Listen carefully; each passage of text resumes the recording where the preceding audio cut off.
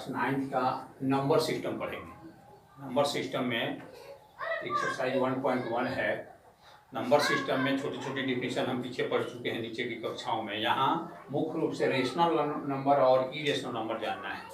Rational number भी पीछे कक्षाओं में पढ़े हैं, फिर भी एक बार यहाँ लिखे हुए हैं rational number. A number R is called a rational number if it can be written in the form of p by q where p and q are integers and q बराबर 0। पीछे कक्षाओं में सीखे हैं जिसको बट्टा के रूप में लिख सकते हो और बट्टा के डिनोमिनेटर में 0 नहीं हो उसी को रेशनल नंबर कहते हैं। पीछे कक्षाओं में सीखे हैं। बिल्कुल इसके उल्टा, जैसे इरेशनल नंबर को देखेंगे, बिल्कुल इसके उल्टा a number s is called an irrational number if it can not be written. वहाँ था इफ कैन बी रिटेन, यहाँ if can not be written in the form of p by q where p and q are integers and q बराबर नहीं हो 0। तो इस तरह दोनों का डिफिनेशन जानेंगे। और इसके क्वेश्चन में जैसे है तो एक्सरसाइज फर्स्ट का फर्स्ट क्वेश्चन है कि क्या 0 एक रेशनल नंबर है। यदि है तो उसको p के बाई q के रूप में लिख सकते हैं कि नहीं। यहाँ लिखे हुए हैं कि यस 0 एक रेशनल नंबर है, क्योंकि 0 को हम p बाई q के रूप में लिख सकते हैं। 0/1, 0/2, 0/3, 0/4 जो कि बाई के रूप में भी है, p बाई q के रूप में भी है और रेशनल नंबर भी है। दूसरा नंबर क्वेश्चन है कि दो संख्या दिया हुआ है 3 और 4, इसके बीच 6 रेशनल नंबर निकालना है।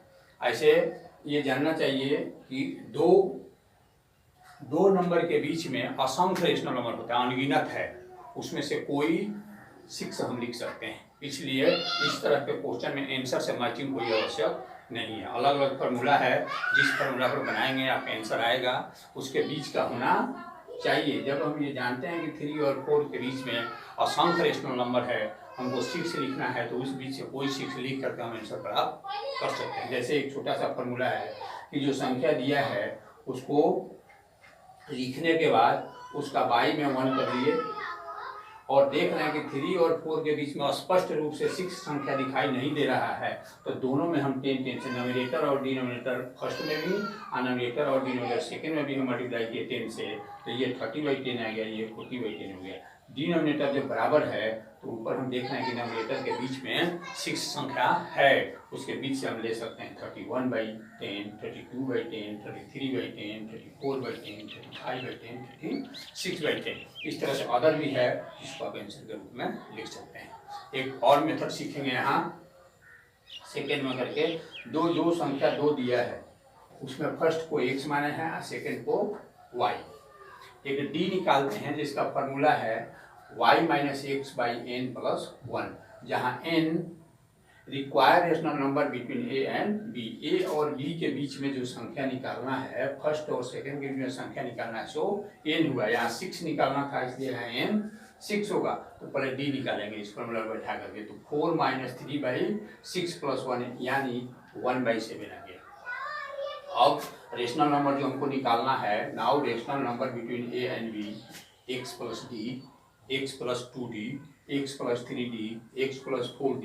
इस तरह से जितना निकालना है उतना लिख लेंगे। यहाँ 6 निकालना है इसलिए इसको 6 टाइम लिखें। यहाँ x के जगह पर 3 और d के जगह पर 1/7 रख करके सॉल्व करेंगे तो देखेंगे यहाँ सॉल्व करके आया है 22/7, ये 23/7, ये 24/7, ये 25/7, ये 26/7 और ये 27/7। ये स्टैंडर्ड फार्मूला है। ऊपर की कक्षाओं में इसी का यूज होता है। इसी से आपका एनसीईआरटी का आंसर इसी से मैच करेगा। जिस बुक में जिस फार्मूला का यूज किया होगा उसी फार्मूला पर वह आंसर से मैच कर। 4 नंबर में ट्रू फॉल्स बताना है। जैसे फर्स्ट है कि every natural number is a whole number, तो आंसर होगा ट्रू, क्योंकि all natural numbers is whole number. जितना नेचुरल नंबर होता है वह होल नंबर के अंतर्गत रहता है, इसलिए यह ट्रू होगा। सेकंड है every integer is whole number, तो फॉल्स। इंटीजर में पॉजिटिव और निगेटिव दोनों आता है, इसलिए ये फॉल्स होगा, क्योंकि एवरी इंटीजर होल नंबर नहीं होगा। यहाँ -2, दे करके दिखाए हैं, यानी कि -2 जब होल नंबर नहीं है इसलिए यह फॉल्स है। नेक्स्ट है एवरी रेशनल नंबर ये होल नंबर, ये भी होगा फॉल्स। रेशनल नंबर ये होल नंबर नहीं होता है, क्योंकि रेशनल नंबर बाई में भी रहता है। 1/2 is not a whole number. इस तरह से आप लिखना बनाएंगे। एक्सरसाइज 1.2 का फर्स्ट क्वेश्चन जो है ट्रू फॉल्स है, जो डिफिनीशन के आधार पर आप कर सकते हैं। यहाँ हम सेकंड से बनाएंगे। सेकंड नंबर क्वेश्चन है कि are the square root of all positive integer are irrational. क्या जितने पॉजिटिव इंटीजर हैं उनका स्क्वायर रूट करेंगे तो इरेशनल आएगा? आंसर लिखे हुए हैं नो, क्योंकि सभी इंटीजर को यदि हम स्क्वायर रूट करते हैं, 1 का करते हैं, 2 का करते हैं, 3 का करते हैं, 4 का करते हैं, तो 1 का रूट निकलकर 1 हो जाएगा, 4 का निकलकर 2 हो जाएगा, 9 का निकलकर 3 हो जाएगा। उस स्थिति में जिसका रूट निकल गया वह रेशनल नंबर हो गया, इसलिए सबका सब इरेशनल नहीं होगा, इसलिए आंसर होगा नो। नंबर थर्ड में √5 को नंबर लाइन पर दिखाना है। नंबर लाइन पर दिखाने की एक कंस्ट्रक्शन है। नंबर लाइन पर दिखाने के लिए एक बड़ी सी लाइन खींचेंगे, जो हम यहाँ पर AX खींचे हुए हैं। AX एक लाइन खींच लिए, इसमें बेस पर AX पर 2 यूनिट की लेना है। √5 दिखाने के लिए 2 यूनिट लेना है। आप स्केल से 2 सेंटीमीटर, 2 इंच या कंपास से उसको आर्क बना करके या उसी को यूनिट मान करके 2 यूनिट काट सकते हैं। मान लीजिए कि हम कंपास को बनाए तो फर्स्ट स्टेप लिए यहाँ, सेकंड स्टेप लिए यहाँ, ये भी 2 यूनिट काट लिए। अब बी पॉइंट पर हम परपेंडिकुलर लाइन खींचना है, तो इसके लिए यहाँ बी पॉइंट पर एक लाइन खींच लिए BY, जो AX पर परपेंडिकुलर है, और BY से फिर इसी कंपास के सहारे 1 यूनिट काट लेंगे, यानी फर्स्ट स्टेप जितना लिए तो उतना का इसमें काट लिए, जो C पर मिला, और C से को जोड़ दिए। इस प्रकार आपको एक राइट एंगल ट्रायंगल ABC मिल गया। ABC में अब हमको H निकालना है, AC निकालना है। तो चूंकि हम फॉर्मूला सीखे हैं कि H = √P² + B²। अब P के जगह पर 1 और B के जगह पर 2 रख करके सॉल्व किए तो आ गया √5, यानी AC आ गया √5। जब AC √5 आ गया तो AC के बराबर उसी कंपास के सहारे एक आर्क बनाएंगे AC के इक्वल, और उसको आगे बढ़ाएंगे C से होते हुए, तो D पर आगे तो AC बराबर AD लिख करके √5 इक्वल बना सकते हैं, जो उसका सोल्यूशन होगा। इसी तरह क्वेश्चन नंबर 5 में √2, √3, √5, √6 इस तरह से आपको दर्शाना है। यहाँ हम √2, √3, √4 को दिखाएंगे। इसके आगे भी उसी लाइन पर दर्शा सकते हैं, एक ही लाइन पर। यहाँ इसके लिए एक बड़ा सा नंबर लाइन ले लिए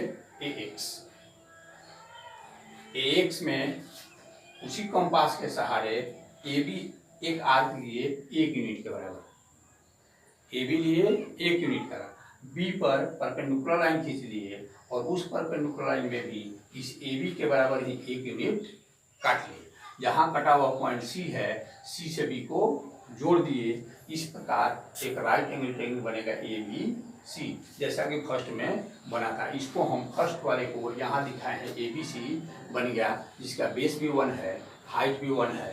इसमें अब हाइपोटेनस H निकालने के लिए यहाँ P² + B² का √अंडर का फॉर्मूला लगाएंगे, सॉल्यूशन करेंगे तो √2 आएगा, जो पहला सॉल्यूशन हो गया।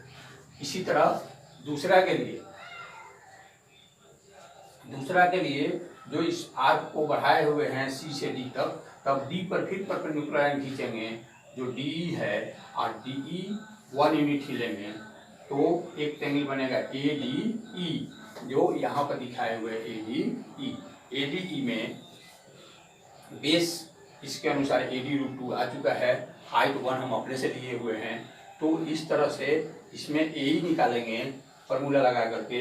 AE का सोल्यूशन आएगा √3, यानी AE हो गया √3, तो AE के बराबर फिर कंपास के सहारे आर्क बना करके काटेंगे, जो AX को F पर काटेगा, यानी AF बराबर AE बराबर √3 हो जाएगा। पुनः √4 दिखाने के लिए क्या करेंगे, एफ पर भी परपेंडिकुलर लाइन खींचेंगे और उस लाइन में से एफ जी 1 यूनिट ले लेंगे और जी से ए को जोड़ देंगे, जिसको इस फिगर में दिखाए हुए हैं। इस प्रकार एक right angle triangle A H G क्या है, ए जी एच बनेगा, जो ए जी एफ बनेगा, यहाँ पर ए जी एफ बनेगा, जो जिसमें हाइपोटेनस ए जी निकालेंगे, ए जी इक्वल टू √4 आया, अर्थात ए जी के बराबर आर्क लेकर उसको आगे बढ़ाए, जो ए एक्स को एच पर काटता है, तो ए जी इक्वल हो जाएगा ए एच, जो इक्वल होगा √4 के। इस तरह से आप इसको बना सकते हैं। इसमें इस ट्रायंगल को बनाना अनिवार्य नहीं है, क्योंकि ये समझने के लिए बनाए हुए हैं। शेष आप अपने से सॉल्व करेंगे और समस्या आने पर व्हाट्सएप द्वारा पूछेंगे।